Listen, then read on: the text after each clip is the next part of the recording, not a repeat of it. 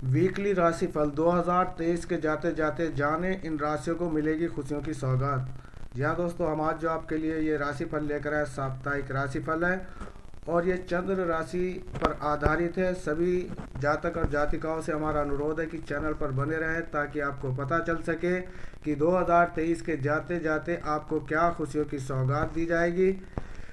ये सप्ताह नया है और इस सप्ताह की शुरुआत में सप्ताह के किन लोगों के लिए शानदार रहेगा और किन राशियों के लिए विशेष सावधानी बरतनी होगी, इन सभी सवालों का जवाब हम आपको देंगे। आपसे अनुरोध है कि चैनल पर बने रहें और अभी तक चैनल को सब्सक्राइब नहीं किया तो चैनल को सब्सक्राइब करें, साथ के साथ हमारी बेल आइकन का बटन दबाएं ताकि हमारे द्वारा बनाई गई हर एक ताज़ा राशिफल की अपडेट पहुंचे सबसे पहले आपके पास। तो दोस्तों, सबसे पहले हम बात कर लेते हैं मेष राशि की।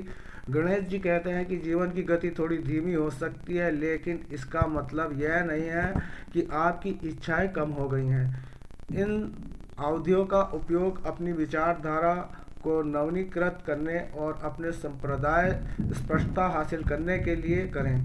धैर्य आपको सबसे बड़ा सहयोगी होगा क्योंकि आप कार्रवाई करने के लिए सही समय का इंतज़ार कर रहे होंगे। प्रक्रिया को विश्वसनीय सामग्री और अपने आदर्श दृष्टिकोण पर केंद्रित रखें। अब बात कर लेते हैं वृषभ राशि की। गणेश जी कहते हैं कि अपने लचीलेपन को बनाए रखने के लिए आत्म देखभाल और विश्वास के लिए कुछ क्षण निकालना याद रखें। कुल मिलाकर यह सप्ताह के लिए विभिन्न पहलुओं को निरंतर प्रगति और उपलब्धियों की भावना का वादा करता है। आपने व्यवहारिक स्वभाव के प्रति सचेत रहें और सफल रहेंगे। बात कर लेते हैं मिथुन राशि की। तो यहाँ पर गणेश जी कहते हैं कि यह विचार मंथन करने, सीखने और प्रेरक बातचीत में शामिल होने का एक अच्छा समय है। हालांकि मानसिक ऊर्जा के इस उछाल के साथ बिखरने और अभिभूत होने का जोखिम होता है। अपने विचार को प्राथमिकता देने और स्पष्ट लक्ष्य निर्धारित करने पर ध्यान दें। विश्राम के साथ मानसिक उत्तेजना को संतुलित रखना याद रखें। तो बात कर लेते हैं कर्क राशि की। तो गणेश जी कहते हैं कि एक बार जब आप आत्मनिरीक्षण के लिए एक पल का नेतृत्व करने को तैयार होते हैं तो आपके पास अपने जीवन की दिशा के बारे में एक प्रमुख स्पष्टीकरण प्राप्त करने का अवसर होता है। भावनात्मक रूप से सशक्त होने के लिए आपको स्वचालित सहानुभूति का अभ्यास करना होगा। सामान्य तौर पर व्यक्तिगत एवं सभ्य खोज की संभावना मौजूदा होती है। अब बात कर लेते हैं सिंह राशि की। तो यहाँ पर गणेश जी कहते हैं कि नेतृत्व और परिजनों में नेतृत्व करने और खुद को अनुग्रह और उत्साह के साथ स्थापित करने का यह सबसे अच्छा समय है।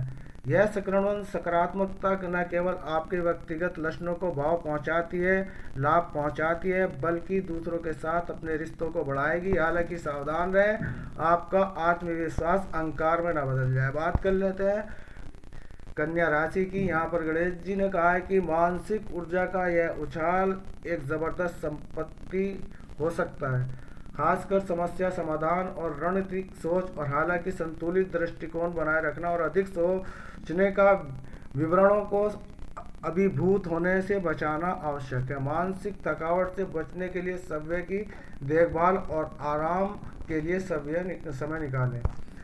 अब बात कर लेते हैं तुला राशि की। गणेश जी कहते हैं कि सामंजस्यपूर्ण संबंधों बढ़ावा देने के लिए परिवेश में शांति की भावना लाने के लिए आंतरिक संतुलन को अपनाएं। हालांकि सावधान रहें, संतुलन की खोज में आप अपने आप को ज़्यादा ना फैलाएं। अपनी भलाई बनाए रखने के लिए सभ्य की देखभाल और आराम और प्राथमिकता देना आवश्यक है। कुल मिलाकर यह सप्ताह व्यक्तिगत विकास, शांति और सकारात्मकता रिश्ते की संभावना रखता है। बात कर लेते हैं वृश्चिक राशि की। तो यहाँ पर गणेश जी कहते हैं कि इस वर्ष इस ऊर्जा का उपयोग जुनून और दृष्टा के साथ अपने व्यक्तिगत और व्यावसायिक दोनों लक्ष्यों को प्राप्त करने के लिए आपका सहज स्वभाव भी काम आएगा, जो आपको स्मार्ट निर्णय लेने के लिए जटिल परिस्थितियों में आसानी से निपटने में मदद करेगा। अपनी आंतरिक शक्ति का उपयोग करें और अपनी वृत्ति भर भरोसा करें और अपनी भलाई को प्राथमिकता दें। छठा नवा नंबर पे धनु राशि है, जिसमें यहाँ पर गणेश जी कहते हैं कि दिनचर्या से मुक्त होने और अपने विशिष्ट विस्तार करने के लिए उन ऊर्जा को अपनाएं। हालांकि आवेगपूर्ण निर्णयों से सावधान रहें और अपने प्रयासों को संतुलित दृष्टिकोण बनाए रखें। तनाव से बचने के लिए आत्म देखभाल और आराम के लिए समय समर्पित करें। कुल मिलाकर यह सप्ताह संपूर्ण और व्यक्तिगत विकास के लिए प्रचुर संभावना प्रदान करता है। बात कर लेते हैं 10 नंबर पर मकर राशि की। तो यहाँ पर गणेश जी कहते हैं इस प्रेरणा का उपयोग अपने जीवन में विभिन्न क्षेत्रों और महत्वपूर्ण प्रगतियों के लिए करें। हालांकि अत्यधिक गंभीर या आलोचनात्मक बनने की अपनी वृत्ति से सावधान रहें। काम और आराम के बीच संतुलन बनाना याद रखें। बर्नआउट को रोकने के लिए सभी को देखभाल आवश्यक है। कुल मिलाकर यह सप्ताह उपलब्धि और प्रगति की काफ़ी संभावना रखता है। ध्यान केंद्रित रखें, अपनी ड्राइविंग को बुद्धिमानी से निर्देशित करें और अपनी भलाई को प्राथमिकता दें। नंबर 11 पर कुंभ राशि।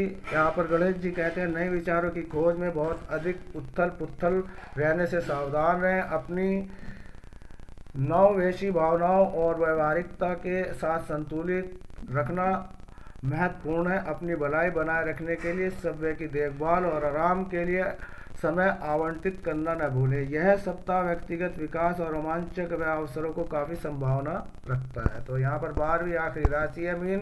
यहाँ गणेश जी कहते हैं कि इस सप्ताह का उपयोग करने के लिए गहरे स्तर के वह हमारे साथ जुड़ें और यहाँ आवश्यक हो अपना सहयोग प्रदान करें। हालांकि ध्यान रखें कि स्कूटर या स्टीरियो लोड आपके लिए बहुत ज़्यादा न हो। व्यापारियों की मदद करें और अपने माल के बीच संतुलन बनाए रखें।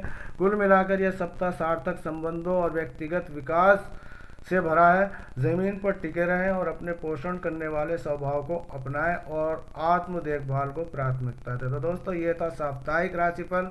जैसे कि आप जानते हैं कि हम चंद्र राशि पर आधारित हर एक हफ्ते का साप्ताहिक राशिफल देते हैं और अलग अलग राशियों का भी हम राशिफल देते हैं।